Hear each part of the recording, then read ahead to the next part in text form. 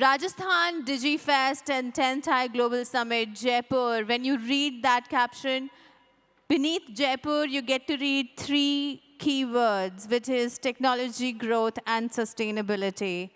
And these are very strategically chosen words. Sustainability was never a choice. It is and was always responsibility towards the planet and the future of ourselves and our generations to come. As the climate challenges intensify, we produce, consume, and grow, but we must also align with the limits of our natural ecosystem. Sustainable practices protect biodiversity, reduce environmental risk, and ensure that economic progress does not come at the cost of planetary health. By integrating climate consciousness into policy, business, and innovation, we safeguard resources, build resilience, and create a development model that balances growth with stewardship, recognizing that there is no long-term prosperity if the planet is in crisis. So we will be talking about the voices for the planet: capital, creativity, and climate action.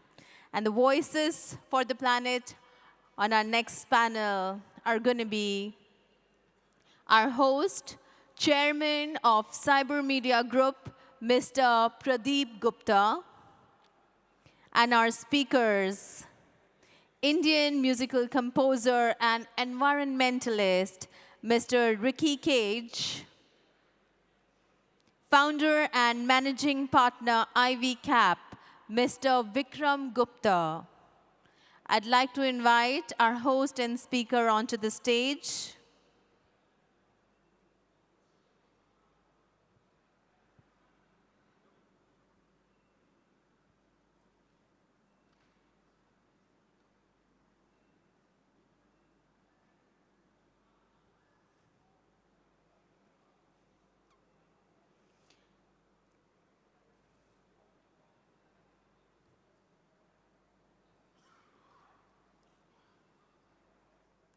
And we would also like to request Mr. Pradeep Gupta, our host, to welcome our speakers with a memento of the Rajasthan DigiFest and the 10th TiE Global Summit, Jaipur.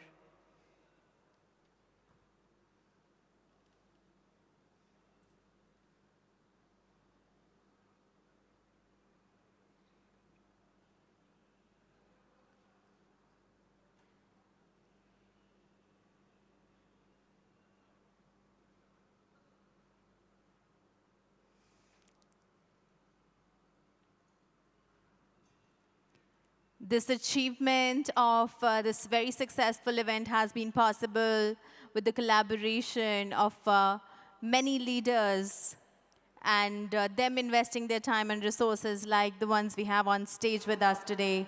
Over to the host and speaker. Thank you.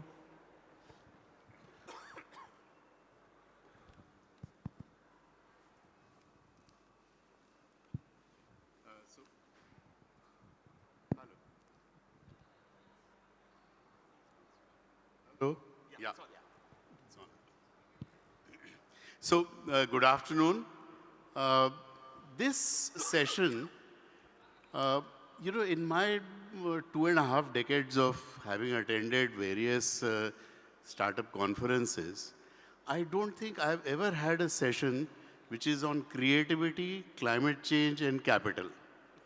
So I think this is a very unique session that way, and I have some very unique panel here with me, some great people who can really do justice to this. Ricky Cage, as you all know, 3 times Grammy winner. And I think, that's one more than A.R. Rahman, right? So that's really phenomenal, and I don't know, hundreds of awards and so on. And we are really looking forward to hearing from you, not your music today, but music as it relates to business. And Vikram, of course, was there earlier on another panel.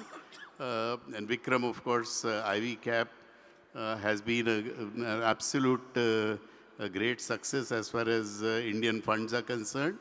But you know, as we discuss, there are some interesting things that he's been doing, and it will be great to have that perspective. So let me start with you, Ricky. Uh, you know, as far as creativity is concerned, music is concerned, there are very few big startups that emerge from there. You were doing jingles, 3,500 different kind of jingles and so on. What led you to think about creating a startup in this area? What was their, what was the triggers for that, and what was the journey like? First of all, namaskar everyone. Always great to be back in Rajasthan. Rajasthan, few people know that I'm actually originally from Rajasthan, even though I've not lived over here. So very grateful to come back over here. So thank you to the team of TiE Global and of course to Mahavir for inviting me. Very grateful to you for having me over here. Thank you so much. So yeah, so I do not actually have a startup as such, but I would consider myself to be an entrepreneur simply because nowadays being a musician itself is not enough. You have to be three things. One is that you have to, of course, be a really good, a damn good musician. You have to be really good at that. The second thing is that you have to be an entrepreneur because you're constantly selling something and that is yourself, you know. And the third thing is that you also have to be a leader because music is not an isolated art form. You have to work with filmmakers, you have to work with large orchestras, with other musicians, with large teams, marketing people, record labels, art directors, all of these people you have to work with. So, you know, I've always believed that there are two kinds of music that you can make when you create music. One is popular music, you know, that is basically mainstream music, like movie music in India, Bollywood music. Now that has got a very one-size-fits-all approach where you create music based on the sensibilities of an audience and you create music so that across demographics, across ages, across geographic locations, people like that music and millions of people listen to that music and appreciate it and it makes money. The second kind of music is niche music, the kind of music that I make. Now when it comes to niche music, you're making music entirely for yourself. You're making music which you yourself love and you yourself absolutely believe in. And then after you finish making the music, then you have to struggle to find that audience which also agrees with you and also likes that music. So for me, it is always that when the music making process is completely sacrosanct. The music making process, I lock myself in. I make music that I myself love and I absolutely believe in. And all of my music is about some sort of a social cause or some sort of an environmental cause. That is the only kind of music that I make. So I make that music based on themes and topics that I feel strongly about. And then after I finish making the music and the creative process is over, that's when the entrepreneur hat comes on as to how do I market this music and how do I spread this music further and wider and how do I get large audiences to listen to this music. So for me, that is how I believe that you know, that I call myself an entrepreneur because I make this music and I make this music that I believe in. And then after that, it's about me trying to reach out to people who agree with me, which is quite difficult. It's always a struggle, but that's the way it is. No, absolutely wonderful. Vikram, you know, you were the first, amongst the first few funds that started coming up in India. But you had a very different philosophy. And that philosophy was that of give back, that you said that you will give part of the carry back to the institutes, you know, IITs and IIMs and, you know, various higher learning institutes. What really led to that thinking? And did that help you in terms of your fundraising, or was it a block? Share that philosophy. Yeah, so first of all, I can totally connect with what Ricky just said. And in fact, I'll connect with what PG is also asking. I'm also a composer, actually, and also sing. So interestingly, this concept of IvyCap, which when I thought about the concept, the idea was very clear that you have to make impact. So when the idea of impact came into mind, the whole thought process was that how can you give back to the ecosystem? And coming from IIT Delhi myself, I thought that maybe if I bring together the entire IIT alumni ecosystem on a single platform, in such a way that people not only work with the venture capital concept, but also give back to their alma maters through an endowment structure. So through that process, I created an endowment fund. In fact, I helped set up India's first endowment fund at IIT Delhi, with the first piece of it coming from the profits that we were creating from our venture capital fund. And interestingly, the best part of this was to connect with the entire alumni ecosystem. So I actually created a song. I created an endowment fund song where I actually picturized the accomplished IIT Delhi alumni. PG was there in the song as well. There were people like Vinod Khosla and founders of Policy Bazaar, Zomato, Delivery, and so on and so forth, basically showcasing what IIT Delhi has produced. And that song actually, interestingly, became viral in the IIT ecosystem. And it's now actually very close to 1 million hits already. And that touched the emotional aspects of the alumni. That this is not just about making returns. This is actually about giving back to the ecosystem. So in the process, the first endowment fund in the country was set up in 2019, launched by the Honorable President at Rashtrapati Bhavan. And then we helped set up IIT Madras, IIM Ahmedabad, IIT Kanpur, and now we are helping IIT Kharagpur, IIT Ropar set up their endowments. So there is that emotional connect that you are able to bring to this music aspect. And the composition was such that it was actually creating that connect with the entire ecosystem. So and of course, post that I've done songs around, the Mother's Day and Teacher's Day and things like those, which are all impact oriented. So that is something which I thought was worth talking about. So, we have talked about the creativity aspect and the capital, and in both of those, we have looked at emotions. Now the third part, let me come to the climate. You have been talking about climate change, and you've used the power of music to communicate very powerfully that what we should do as a responsible citizen and so on. What led to that?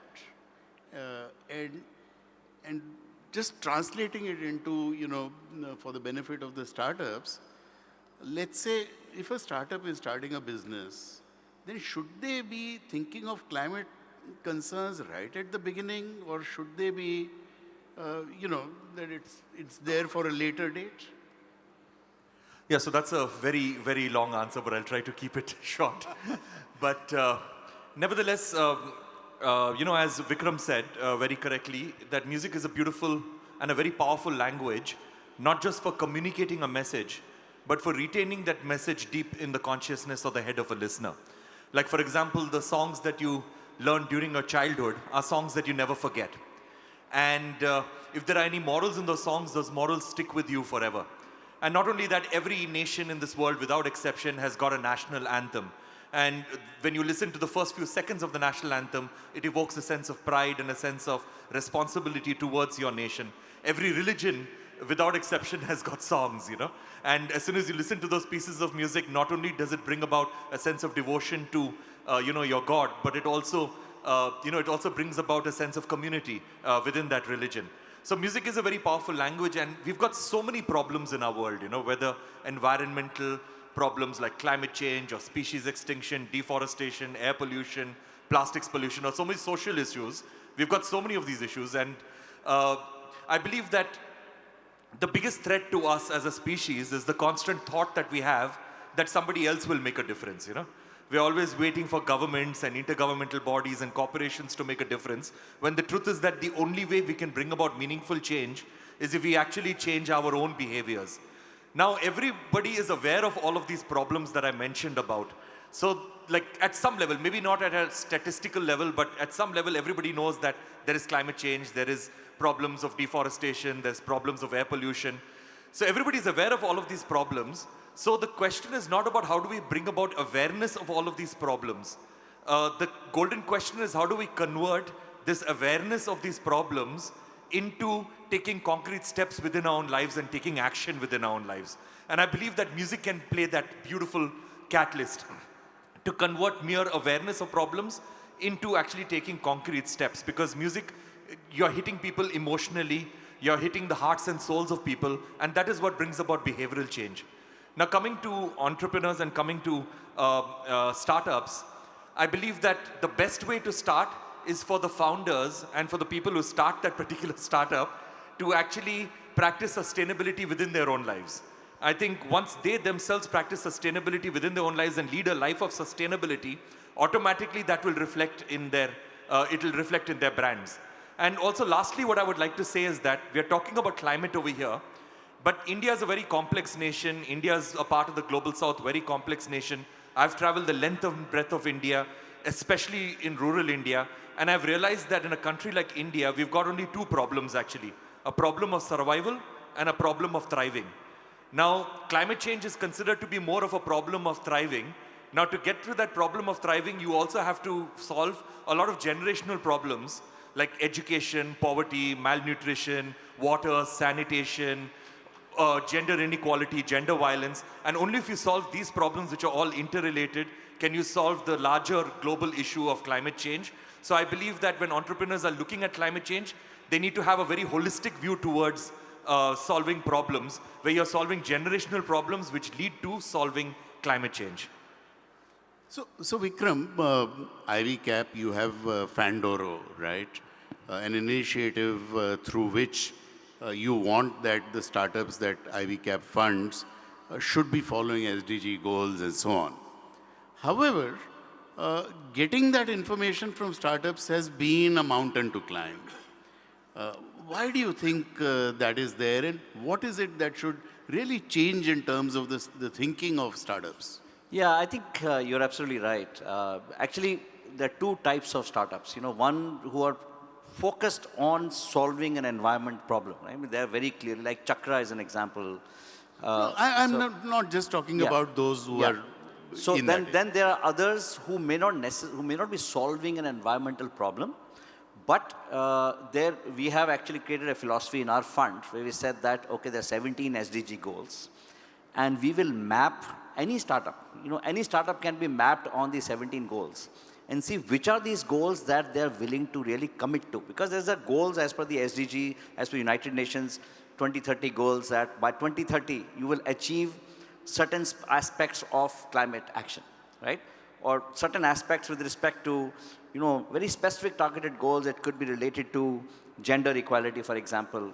It could be related to environment, and various other goals are there. So you can make a commitment that, okay, I will go after only these 3 goals out of 17 goals, but I will be very true to solving these specific aspects. So what we do during our due diligence with startups, we actually engage with this company, which is actually our own part of our IvyCap itself, where we actually get them to map those specific areas of the problem areas that these founders are willing to commit to solve. They don't have to commit to all 17 goals.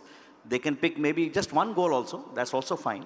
But then they have to really work very seriously towards that. And in their MIS, monthly MIS, quarterly MIS, annual MIS, they have to report the progress that they're making in this goal. So in a way, you're actually committing yourself to solving towards very specific climate or environmental problems. So that's how we are addressing this particular area. So Ricky, can there be one goal or one mantra that a startup can adopt and say that, and you know, perhaps I can popularize that and say that, look, this is what you must think before you are actually running that startup, which is to do with climate change and sustainability? So the thing is that I'm going to speak with a lot of naivety, because at the end of the day, I'm a musician and not a founder.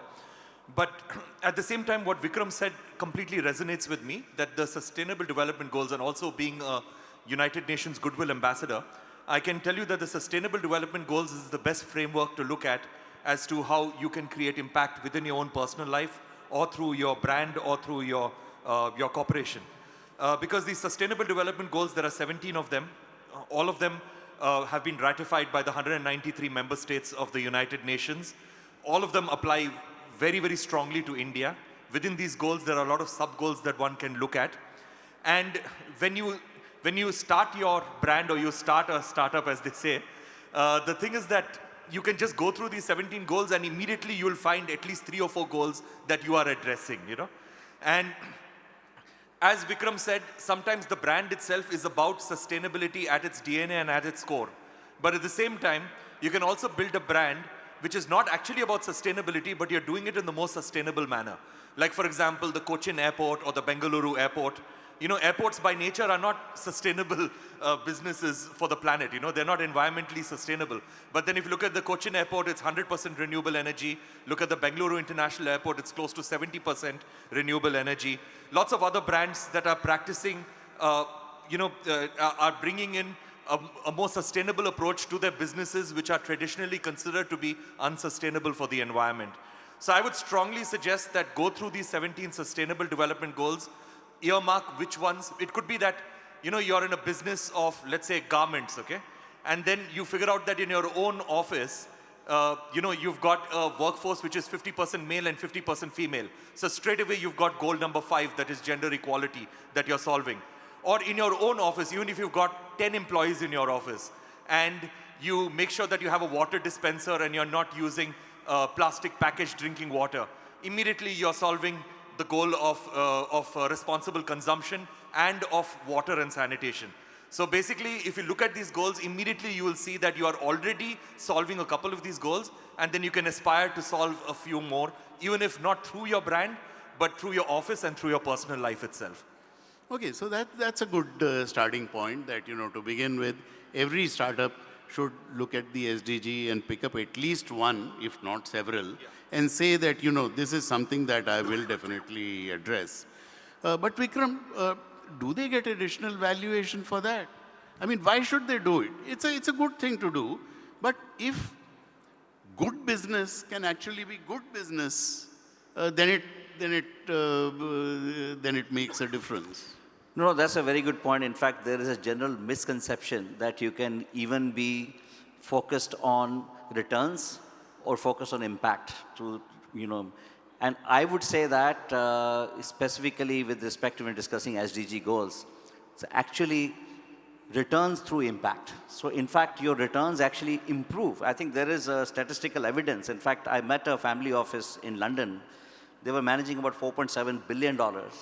They had a portfolio of about 250 companies. 50 of them were following SDG goals very strictly. And these 50 companies' IRRs were about 32%.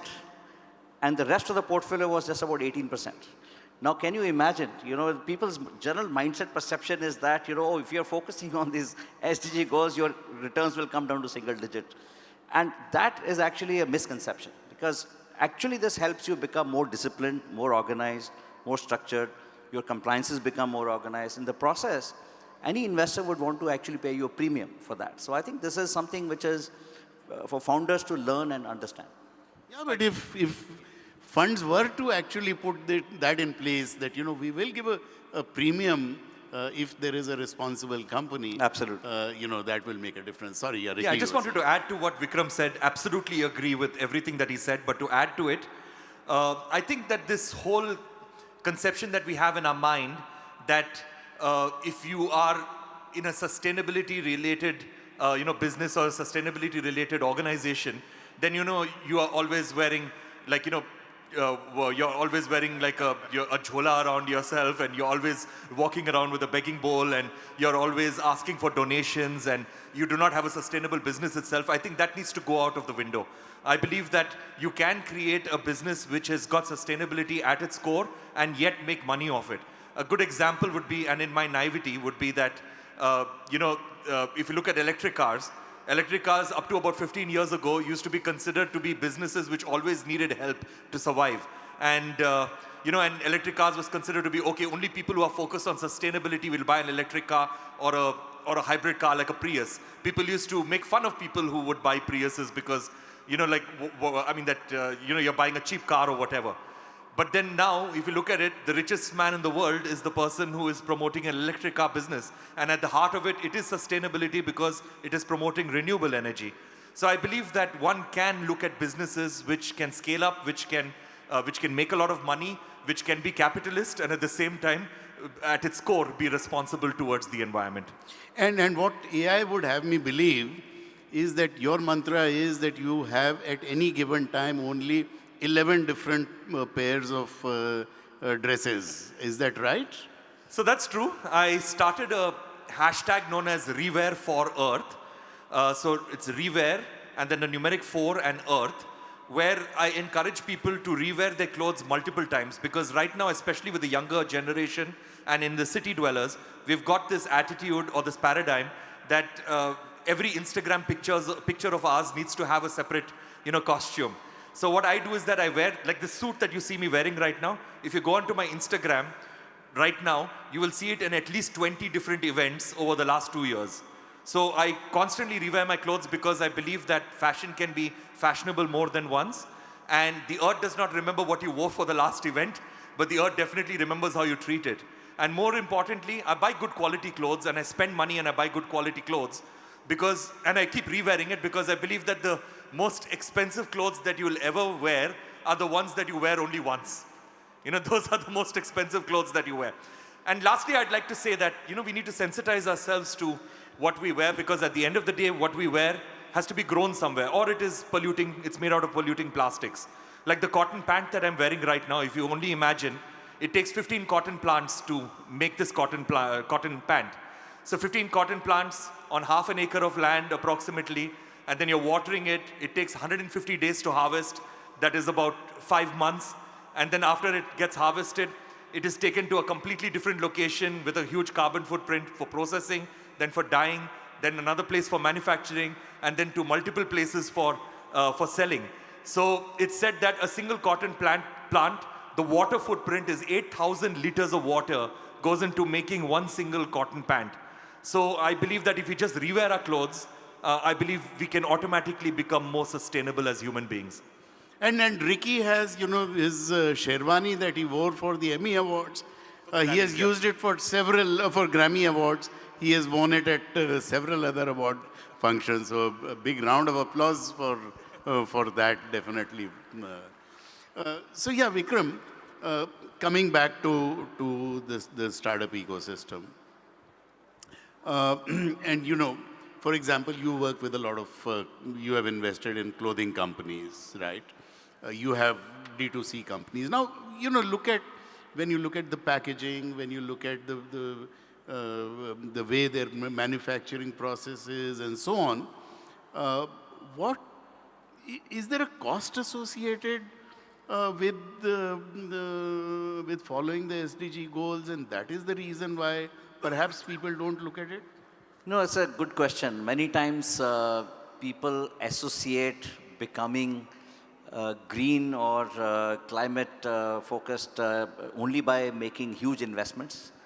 And I think that's, again, I would say, in certain cases, yes, you will have to make some investments. But I tell my own founders that this is an investment for the future, just like you make an investment in any startup. This is like an investment to create better value, not only for the society at large. And I think it's 99% of times it's more about awareness and understanding of these issues. So once you coach them and once you go into a little bit of detailing, that's when they start learning that this makes a lot of sense.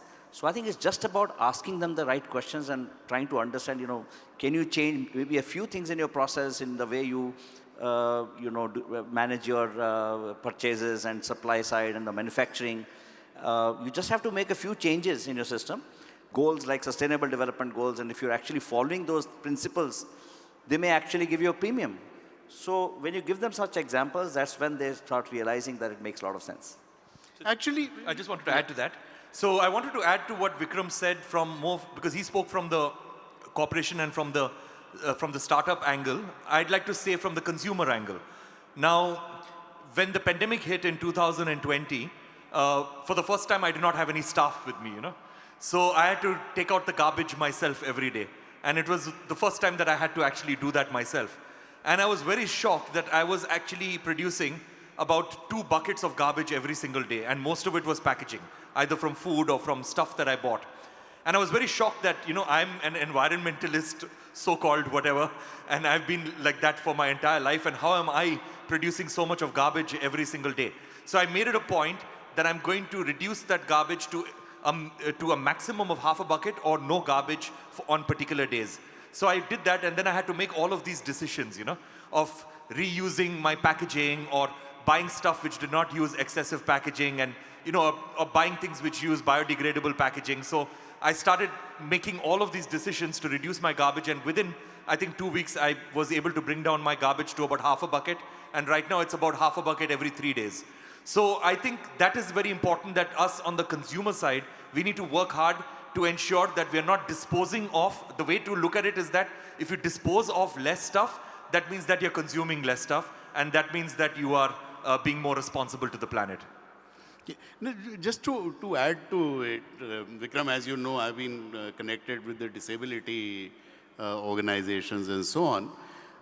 If you involve the entire thing in the design phase, then you find that there is hardly any cost which is involved when you're making it. Let's take software, for example. If you make a software, if there's a software and it is not disabled friendly, if you today want to change it, you will find that you'll end up spending almost about 20% extra. But if in your design, if you build it in, and you say that I'll follow that WCAG standards and I'll use those to develop the app, the cost will be the same. There will be absolutely no difference as far as the cost is concerned. You make a building, and if you make a building and if you do not have a ramp on it, today if you want to create a ramp, the cost will be very high. But when you are designing the building, and in that building you say that there should be a ramp that is accessible, and therefore the cost will get completely mitigated.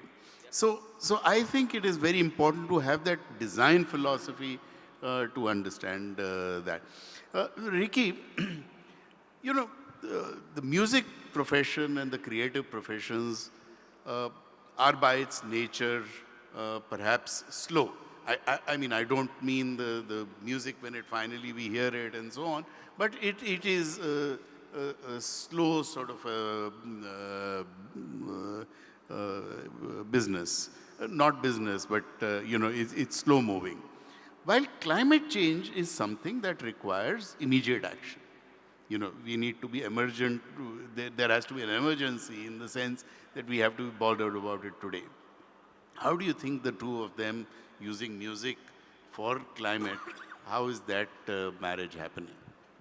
So I'll probably not address the climate part of it, but I will address the music part of it, about it being slow. Now, and also, you've got a signal that we need to wrap up right now. So anyway, so what I'll do is that I'll be very quick with it. So music in the past, we would consume it, on radio, on television, and music would take a very long time to get into our heads. Like, if you look at one of my favorite composers in India, A.R. Rahman, all of us will know that every single A.R. Rahman song that we've ever listened to, we never liked it the first time we listened to it. We listened to it a few times, and then we absolutely loved it, and it becomes one of our favorite songs ever, Because during those days, because we would consume music on radio and television, we would listen to the music multiple times. It was beautifully curated, and we would listen to it multiple times, as I said, and it would get into our head, and it would stay in our consciousness forever. And that way, we would have timeless music and timeless songs. But nowadays, because of the way that we're consuming music on Spotify and on YouTube, you just give a song 10 seconds. And if in the 10 seconds the song does not captivate you, there are multiple related videos and related songs that you can click on, and you can just move away. So a song is only given 10 seconds to actually get into your memory, and if it does not, then the song is lost forever. I'll give you an example. Like last year, there was a song called Tauba Tauba, which had come out. It became the biggest hit. Everybody was singing it. It was on every dance floor. Today, not a single person listens to it. There are multiple of these kind of songs. Like the songs come out, they become huge hits. And then after that, nobody listens to it after that. And songs have got a cycle of just 3 months. And for the last maybe 8 years, we've not had a single song that will stand the test of time and will go on forever. So I believe that the slowness of music needs to come back. And that way we'll have more timeless music rather than music that only lasts for 3 months and then we move on to the next music and then we move on to the next music. Right. So yeah, so our time is getting over. So thank you very much, gentlemen. I think this has been a very, very interesting conversation, a lovely discussion. And some of the takeaways that I find from here is that, yes, as sustainability, SDG goals, climate change, all of these are here and now. We need to be concerned about them. It is a serious issue which is facing all of us. I get a very clear message that it is something that starts with us as an individual and also then as the various companies or whatever we are doing. And it is something that probably should get incorporated in the design aspect. And yes, in terms of the startup, there is some changes which are required in terms of perhaps VCs playing that role of ensuring that it is something which is built into, every startup chooses which SDGs concerns him or what they are addressing, and perhaps giving higher valuation for those good businesses. With that, thank you very much, gentlemen. It's been a wonderful session. Thank you, sir. Thank you, Mr. Pradeep Gupta, our host, Mr. Vikram Gupta, and Mr. Ricky Cage on stage, sharing the insights on sustainability. And I think as sir concluded, it is not just individual responsibility, it has to be business responsibility and system responsibility for sustainability to actually see results in that area.